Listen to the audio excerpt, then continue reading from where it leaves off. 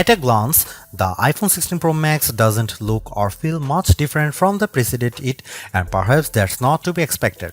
The competitive game of smartphones is now one of inches. The question is, can the small or even invisible changes add up to something big? In the early going with the iPhone 16 Pro Max, I would say the answer is yes.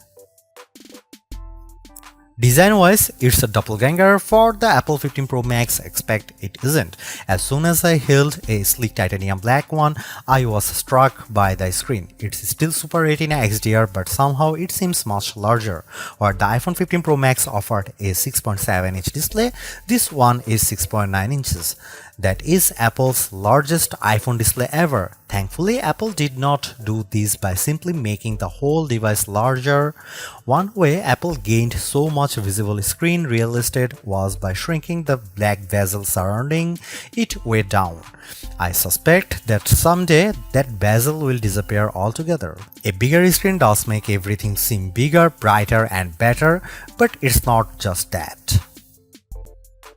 The iPhone 16 Pro Max was announced at Apple's It's Low Time event on Monday, September 9. iPhone 16 pre-orders will begin on Friday, September 9, and the new phone will hit store shelves on Friday, September 20.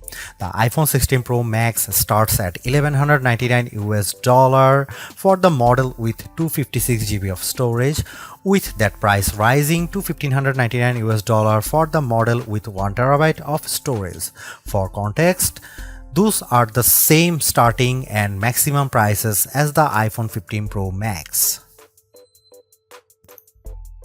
Is this the best iPhone Apple has ever made? Possibly. It will certainly claim a spot near the top of our best iPhone list and maybe even best smartphones. I will offer my definitive take when I finish my full review. Thanks for watching. See you in the next one.